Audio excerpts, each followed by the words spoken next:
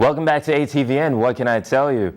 The NFL draft is only weeks away. The combine is already in scouts' notebooks, but the all-important Campus Pro Day will give teams a closer look at specific prospects. USC will hold their Pro Day tomorrow. Quarterback Matt Barkley will need to prove his health and show above-average arm strength as he looks to distance himself from Matt Leinart comparisons. Wide receiver Robert Woods should focus on proving his concentration by not dropping a single pass from Barkley. Strong safety TJ McDonald could solidify his status as a Day 2 selection if he can show range and coverage. And cornerback Nikhil Roby can make scouts feel better about his Day 2 status by showing excellent ball skills, as the shutdown corner wasn't throwing that much in his junior season. Center Khalid Holmes, safety Jawanza Starling, and defensive end Wes Horton will also participate tomorrow. For a full preview for all the Trojan Pro Day action, be sure to check out www.atvn.org and click on Pro Day under Trending Topics. The Trojans return to spring practice today after having over a week off for break. Running back Silas Red was injured in the last practice the team held, and he will be out until the summer, leaving the door open for 7 backs to fill the void. The Notre Dame Pro Day was held today, and that means Heisman candidate Manti Te'o had his first and probably best opportunity to put his disastrous combine behind him. The inside linebacker struggled with his athleticism last month, running only a 4.82 40. While his new time of 4.71 isn't a significant improvement, it is an indication that the worst may be behind him. Te'o will look out to stay out of the media's way on draft day. He is not expected to attend the Green Room invitation. Just when they get it started, it's about to end. The regular season home finale for the women's sand volleyball team took place today at Merle Stadium against the Pepperdine Waves. The Waves are the #1 team in the country, but have only played 5 games. However, one of those 5 was a victory against #2 Long Beach State to stay undefeated. Trojans hardball.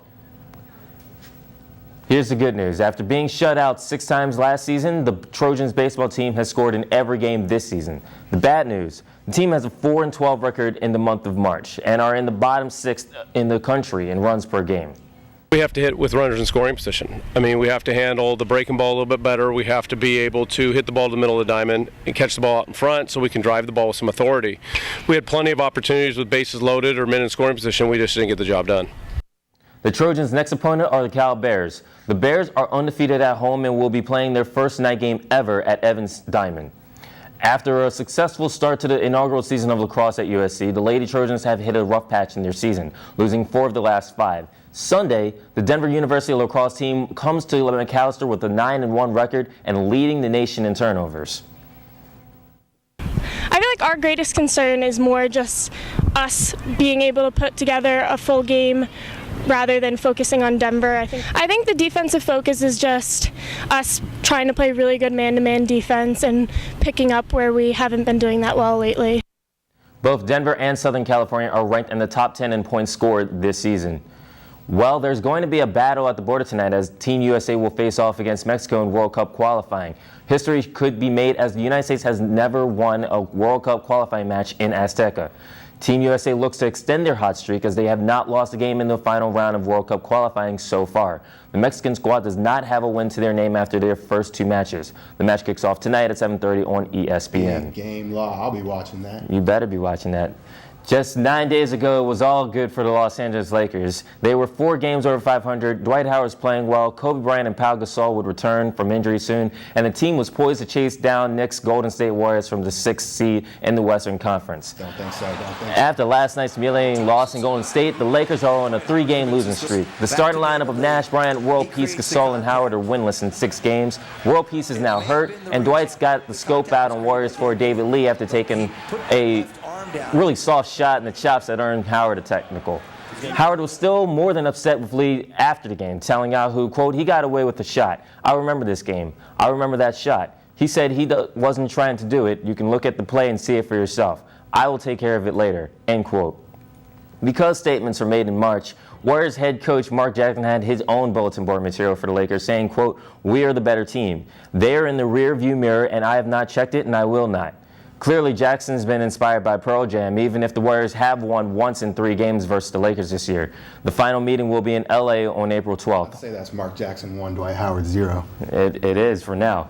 I sincerely apologize for the Lakers being mentioned before the Clippers every show. The Clippers are leading the Pacific Division and can tie a franchise record with 49 wins if they defeat the Mavericks tonight in Dallas. This is the first of a 4-game road trip for the Clips. Meanwhile, Dallas is only 1.5 games behind the Lakers for the last playoff spot and only 2 games from shaving their break-even beards. Florida basketball is hotter than a Maxim cover right now, not just because of the 27-game winning streak, but by the defending NBA champion Miami Heat, but also because the state of Florida has 3 teams in the Sweet 16, more than any other state, highlighted by Florida Gulf Coast as they rallied on campus today. While Florida and Miami are much better known, the 15th-seeded Eagles are on a 7-game winning streak. You know, that streak is longer than every team in the Sweet 16 except for Louisville and Ohio State. They are so fun to watch, that Florida Gulf Coast team. See the 15 seed, first 15 seed ever to reach the Sweet 16 in a basketball tournament. That's pretty impressive what they're doing. And hopefully they can knock off their hometown rivals in Florida. I'll be rooting for them.